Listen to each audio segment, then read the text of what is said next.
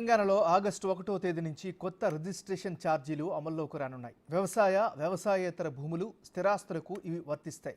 రాష్ట్రంలో భూముల మార్కెట్ విలువలను సవరించాలి అని ఇటీవలే ప్రభుత్వం నిర్ణయించింది. అందులో భాగంగా క్షేత్రస్థాయిలో విలువను అంచనా వేసేందుకు స్టాంపులు, రిజిస్ట్రేషన్ల శాఖ కార్యాచరణ ప్రారంభించింది.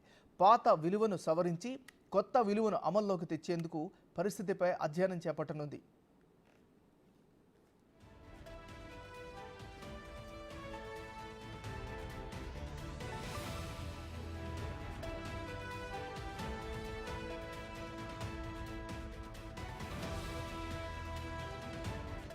ఈ నెల 18న అదనపు కలెక్టర్లు, ఆర్డీఓలతో స్టాంపులు, రిజిస్ట్రేషన్ల శాఖ అధికారులు ప్రాథమిక సమావేశం నిర్వహించి కార్యక్రమం ప్రారంభిస్తారు. దశల వారీగా పరిశీలన పూర్తి చేసి జూలై 1న కొత్త రిజిస్ట్రేషన్ ఛార్జీలను ఖరారు చేస్తారు. అనంతరం పలు దశల్లో పరిశీలన పూర్తి చేసి తుది మార్కెట్ విలువలను ఖరారు చేస్తారు.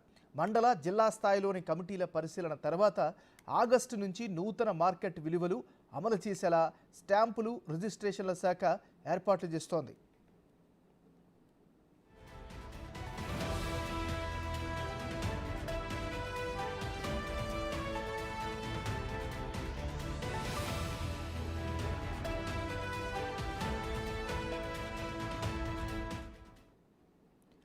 గ్రామీణ, పట్టణ ప్రాంతాల వారీగా మార్కెట్ విలువల సవరణలో అనుసరించాల్సిన మార్గదర్శకాలను స్టాంపులు, రిజిస్ట్రేషన్ల శాఖ జారీ చేసింది.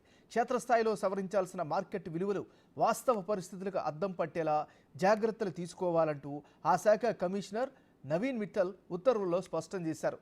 రాష్ట్ర వ్యాప్తంగా revenue, Panchayati Raj, survey, land records, పురపాలక శాఖ నుంచి సహకారం తీసుకోవాలని సూచించారు.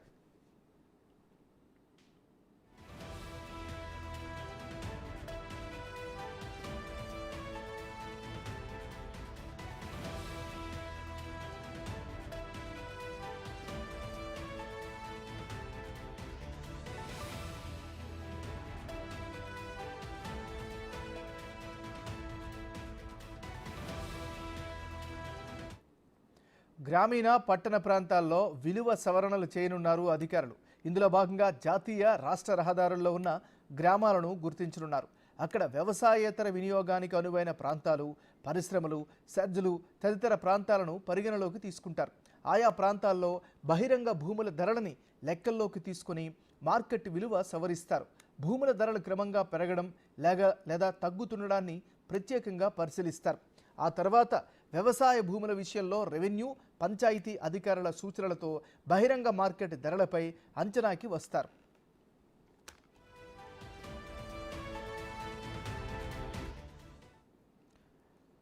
పురపాలక సంఘాలు, కార్పొరేషన్లలో స్థానిక ప్రాంతాలను అనుసరించి విలువను నిర్ధారిస్తారు. వాణిజ్య ప్రాంతాలు, ప్రధాన రహదారులు ఉన్న చోట ఆ ప్రాంతానికి అనుగుణంగా విలువను నిర్ణయిస్తారు. కాలనీలు, అంతర్గత రహదారుల ప్రాంతాలు, మౌలిక వసతులు, అభివృద్ధి చెందిన ప్రాంతాల్లోనూ పాత విలువతో పోల్చి అవసరమైతే సవరిస్తారు. పెంపు లేదా తగ్గింపు చేపట్టడానికి వీలుంది. పురపాలక, నగర సంస్థల్లో కొత్తగా ధరలను ప్రతిబింబించేలా సవరణ చేస్తారు.